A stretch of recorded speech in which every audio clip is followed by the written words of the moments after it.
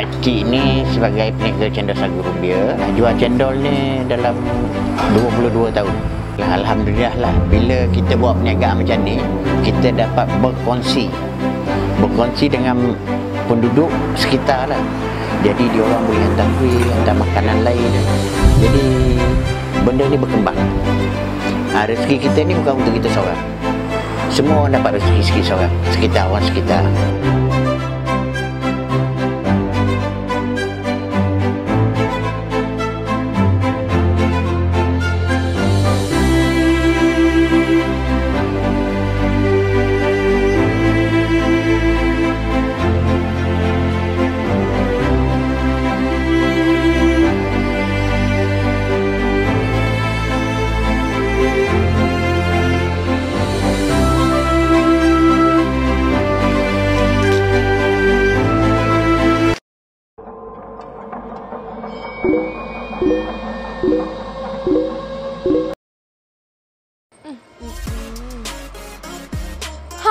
Tahukah anda, semenjak 2 menjak ni banyak berita palsu yang disebarkan oleh pihak yang tidak bertanggungjawab. Penyebaran berita palsu boleh membawa masalah kepada kita dan juga orang lain. Penyebaran berita palsu termaktub dalam kesalahan di bawah Seksyen 211 dan 233 Akta Komunikasi dan Multimedia 1998. Kita boleh didenda sebanyak RM50,000 atau dipenjara tidak lebih 1 tahun atau kedua-duanya. Justru itu, kita harus tahu bahawa penyebaran berita palsu tidak mendatangkan apa-apa manfaat kepada kita. Selain itu, kita haruslah berjaga-jaga dan tidak mudah terpedaya dan seharusnya membaca berita tersebut dengan lebih teliti. Berhenti sebarkan berita palsu.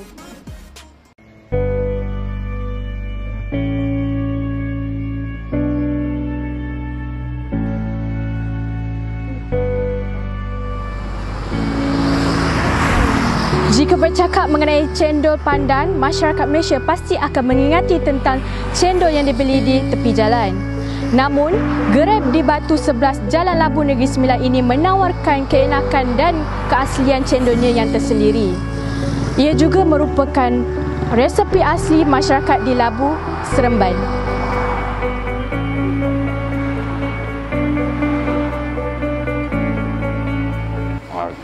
Acik ni sebagai peniaga cendol sagu rumbia, umur sekarang 55 tahun. Nama panggilan Pak Icam lah. Dah jual cendol ni dalam 22 tahun. Asal Negeri Sembilan.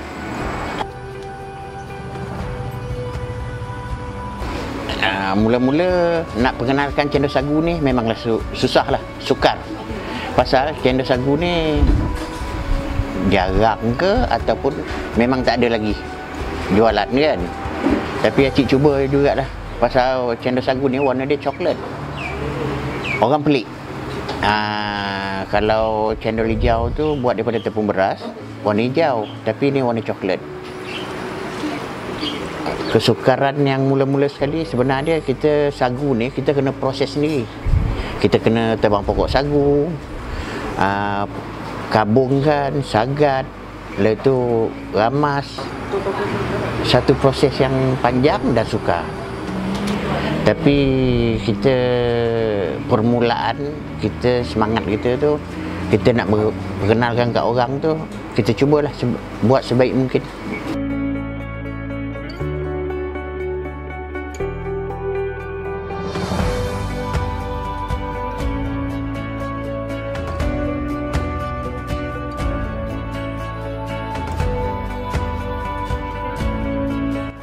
Dia mula-mula macam ni. Sagu ni mula-mula orang kampung ni buat. Dia buat untuk makan sendiri ya. Untuk permulaan dulu untuk bulan puasa saja. Tapi acik ni dah lama merantau. Jadi kita tengok benda ni rare. Rare benda yang lama lah, makanan lama. Acik cuba perkenalkan. Mula perkenalkan memanglah payah nak kenalkan pasal orang tak kenal benda ni. Cendol sagu, asyik-asyik cendol hijau daripada tepung beras. Tapi cendol sagu ni daripada pokok sagu lah. Mula tu memang suka sangat lah untuk nak perkenalkan. Cendol sagu ni mengambil proses dia panjang lah, waktu yang panjang. Mula-mula kita kena tebang pokok sagu dan tentukan pokok sagu tu ada isi. Cara dia, kita kena ketuk batang sagu tu lah. Dan kita dengar dia punya bunyi tu, kita tahu sagu tu ada ke, banyak ke, kurang. Itu yang kita nak ni, kita tahu. Lepas tu kita kena tebang kabung, sagat. Lepas sagat kita ramas. Lepas tu tapis air dia baru dapat sagu. Sagu yang enap tu kena jemur lah, keringkan. Bila dah kering baru kita boleh buat cendol. Itu dalam proses cendol pula lah. Kalau kita buat cendol, kita kena uli balik lah. Proses dia kita kena ambil sendiri lah, sagu ni. Pasal sagu ada jual di kedai, tapi sagu tu lain dia punya ni. Warna dia pun lain. Kalau original ni daripada pokok sagu, warna dia coklat. Pokok sagu tu Acik ambil dekat Paya. Sagu ni tumbuh di kawasan Paya lah. Kawasan Paya tu pun kita kena tengok jugalah. Kalau air Paya tu terlampau banyak, sagu dia pun kurang. Dia antara Paya dengan atas darat sikit. Dalam 1,5 kilometer lah. Selalu ambil sagu pada hari Selasa, proses sagu. Proses Isnin tu rehat, hari Selasa, Rabu, Khamis. Segala proses dimulakan daripada Selasa, Rabu, Khamis. Daripada tebang, jemur dan jadikan tepung sagu lah.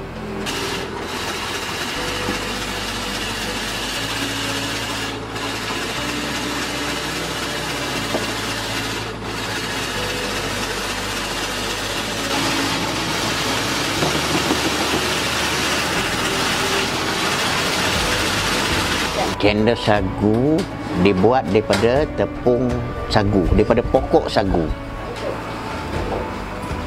Cendol hijau dibuat daripada tepung beras. Dia lain. Sagu ni dia kenyal. Kalau kita makan, kita boleh kunyah. Dia makanan yang boleh mengenyangkan lah. Kita boleh kunyah. Kalau cendol hijau ni kita makan telan terus kan. Ni cendol boleh kunyah. Dia sagu ni daripada sebatang pokok sagu, daun dia boleh buat atap rumah. Atap rumah ya. Yang lain buat kuih lah. Buat kuih. Kalau di Sabah Sarawak dia buat ambuyat. Makanan Sabah Sarawak buat ambuyat. Dia selalu dia tepung sagu ni buat kuih. Memang ni pasal kita tak boleh berniaga. Memang tak berniaga langsung. Setahun tak berniaga.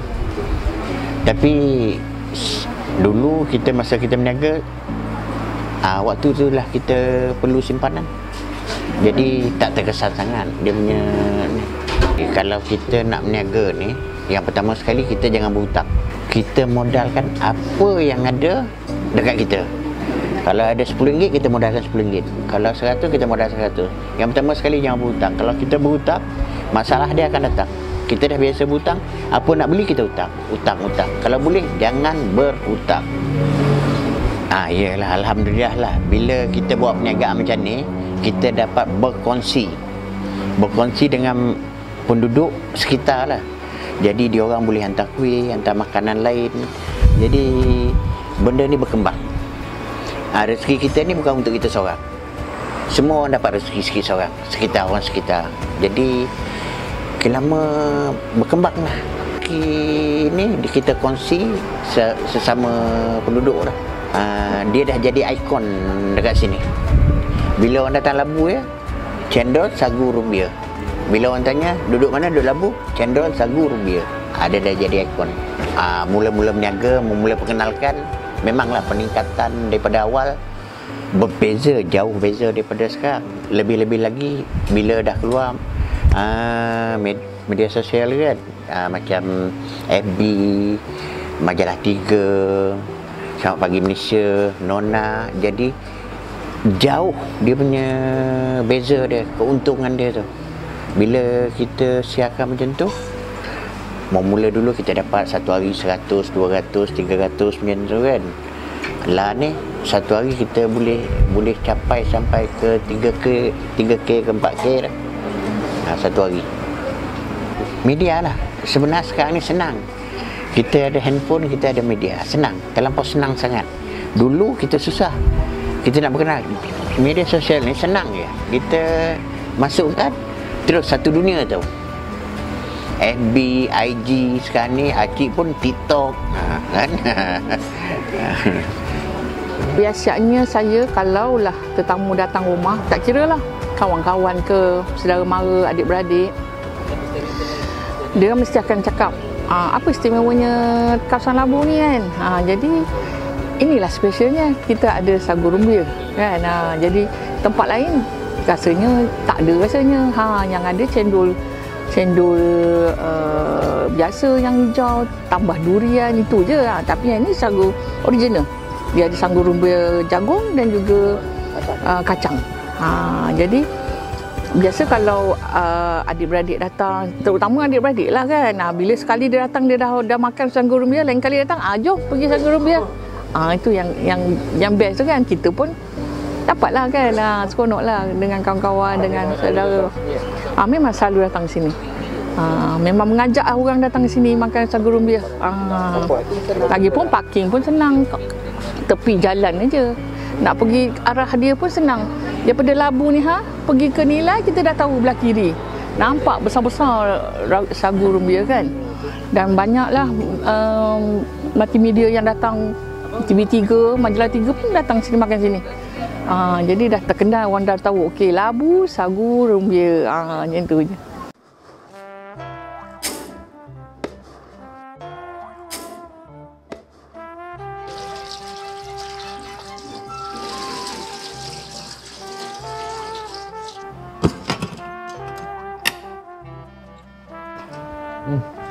Siap pun. Akil, nasi mana? Sabarlah, aku baru je masak nasi. Lah, kau masak nasi ke? Aku ingat kau tak nak nasi. Aku bukan buat apa, aku masak nasi. Bukan buat benda lain.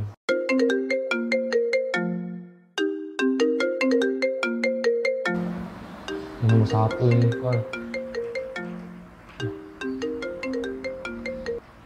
Hello? Selamat petang Cik Akil. Nama saya Hanafi, panggilan dari Hawau Bank. Kami telah melancarkan kempen menghargai pelanggan bertuah kami.